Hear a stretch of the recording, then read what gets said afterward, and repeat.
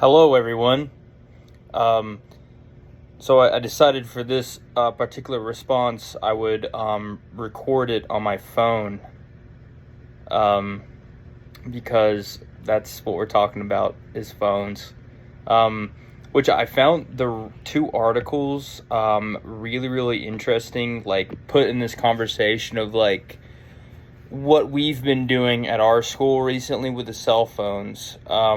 And this has been like an ongoing issue for the past decade about how were we supposed to really grab the attention of our students and fight against, TikToks or some other information that's just floating out there in the ether. Like, how can we combat that, And I think especially the AJC article did a good job at like giving this kind of conversation some context, because when you just out of the gate say, well, we need to stop letting them have phones, period.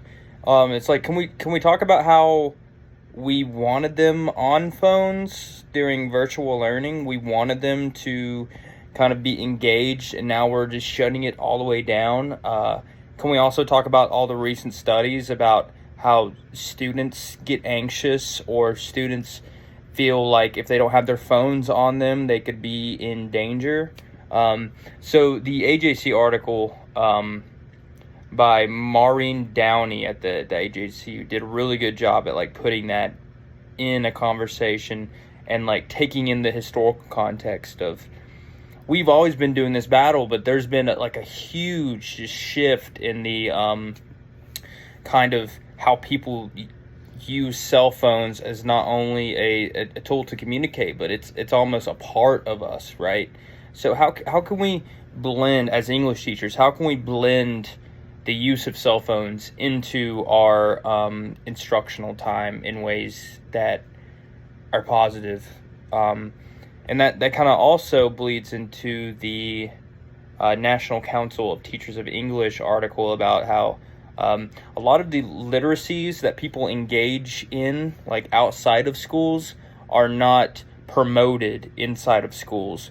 So there's a certain disconnect between, well, we teach what's important for our culture, but whatever you're doing on your phone, or whatever kind of literacies you're engaging with, is not important, which I think is wrong. And I mean, as English teachers, something we have to reckon with is like culturally sustaining conceptions, and like how do we build authentic conversations moving forward. So if I could, like, now that I've broken down those two articles, I think it's really important to talk about my kind of experience with it.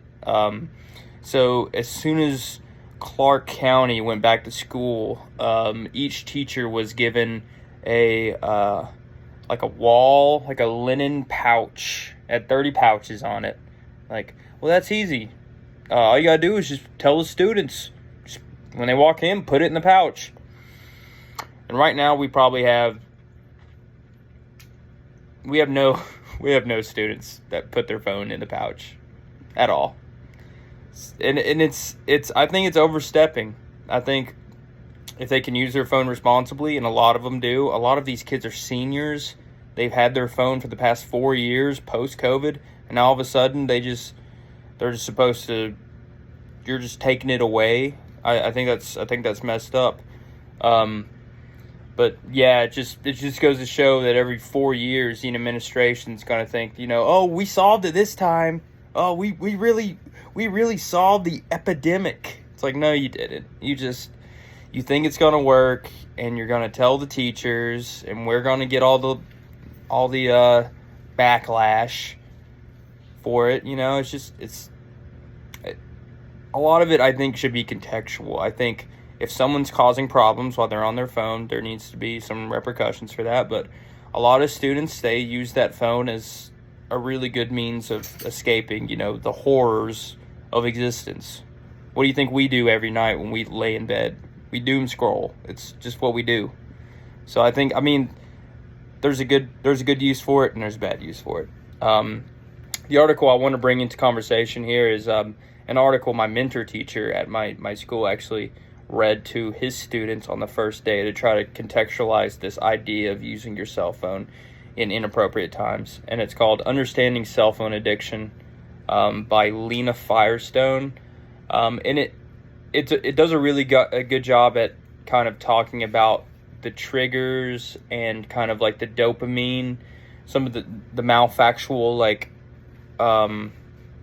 processes that happen when you go and you keep scrolling and you keep scrolling, and that you could be potentially missing out on some really good stuff happening around you because you're so honed in on your own kind of experience. So I would really recommend that. I would put that, in the conversation that we're making right now. And I don't think there's going to be an easy solution, but I think the best thing that we can do is kind of understand that context matters. It's not going away, and to respect the literacies and the way that people communicate outside of our classroom.